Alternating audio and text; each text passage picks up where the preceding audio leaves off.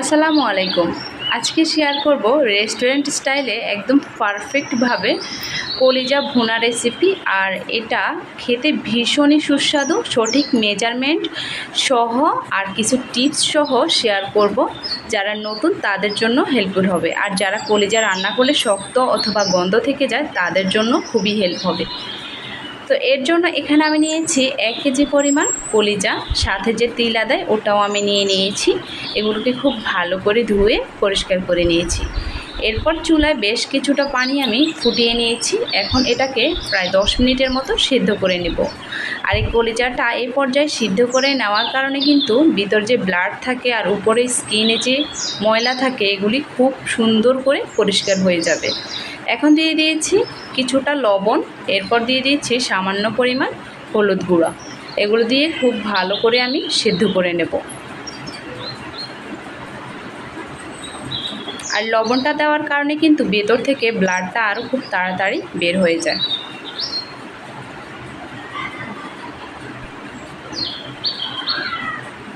এই তো 10 মিনিট মতো সেদ্ধ করা হয়ে গেছে। এখন আমি তুলে নিব।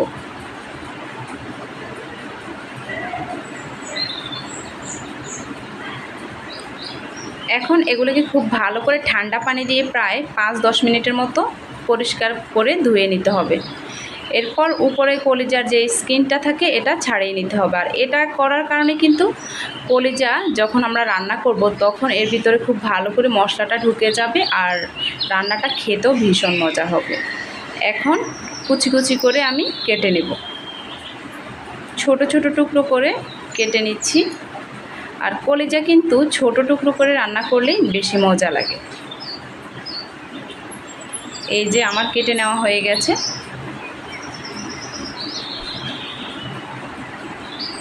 এরপর চলে যাচ্ছি রান্নায়। আর রান্নার জন্য একটা হাঁড়ি বসিয়ে দিয়েছি আর দিয়ে দিচ্ছি 1/3 কাপ তেল। 1 কেজি কলিজার জন্য 1/3 কাপ তেল নিয়েছি।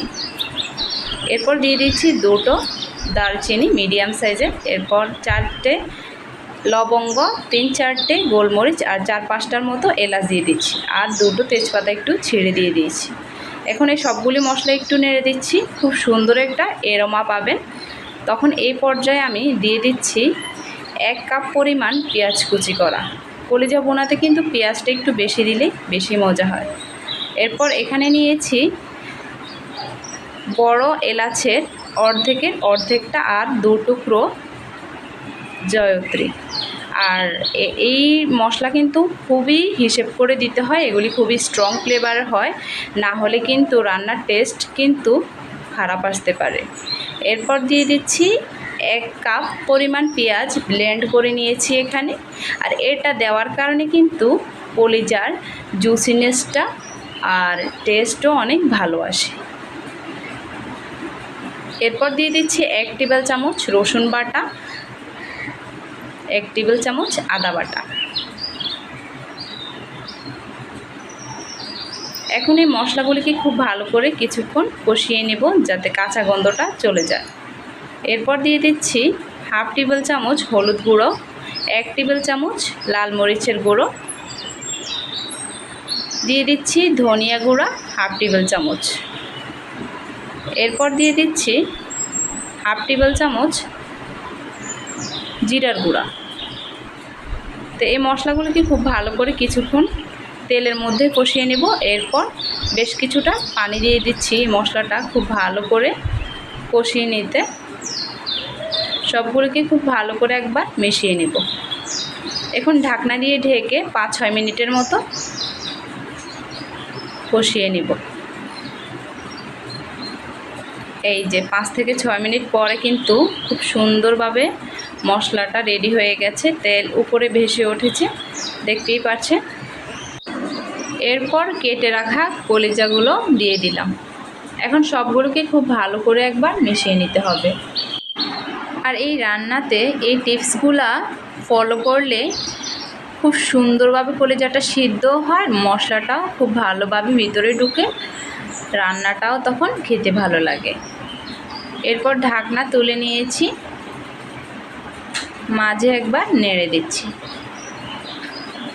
এরপর দিয়ে দিচ্ছি স্বাদ মতো লবণ, যেহেতু আমি সিদ্ধ করার সময় লবণ দিয়েছি, এর জন্য একটু বুঝে লবণ দিতে হবে। এরপর ঢাকনা দিয়ে ঢেকে এগুলোকে খুব ভালো করে আরও 10 মিনিট কষিয়ে নিব। আর রান্নার মধ্যে কষানোটাই খুব গুরুত্বপূর্ণ একটা সাইড, কারণ যে কোনো রান্নাই প্রথমে একটু কষিয়ে নিলে রান্নার টেস্ট অনেক গুণ ভালো আসে। এরপর পরিমাণ মতো পানি দিয়ে দিচ্ছি, প্রায় 2 কাপের মতো, পুরোপুরিভাবে রান্নার জন্য। এরপর ঢাকনা দিয়ে দিচ্ছি। তো এভাবে মিডিয়াম আছে আমি প্রায় 20 মিনিট রান্না করে নিয়েছি। এরপর এখন দিয়ে দিচ্ছি 1 টেবিল চামচ গরম মশলার গুঁড়া আর দিয়ে দিচ্ছি 2-3টের মতো কাঁচামরিচ। এটা কিন্তু স্কিপ করা যাবে না, তাহলে কিন্তু রান্নার টেস্ট আসবে না।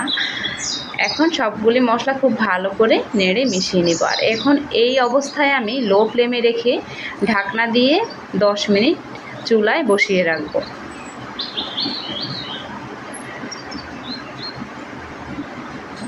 এরপর আমি সার্ভ করে দেখিয়ে দিচ্ছি। একদম পারফেক্টভাবে রেস্টুরেন্টের মতোই তৈরি হয়ে গেছে গরুর কলিজা ভুনা। আপনারা যারা কলিজা রান্না করলে গন্ধ থেকে যায় অথবা শক্ত থেকে যায়, তারা এই রেসিপিটা ফলো করলে আপনাদের খুবই উপকারে আসবে। আর এরকম নিত্য নতুন রেসিপি পেতে চ্যানেলটি সাবস্ক্রাইব করে পাশেই থাকবেন। সবাই অনেক অনেক ভালো থাকবেন, সুস্থ থাকবেন। আল্লাহ হাফেজ।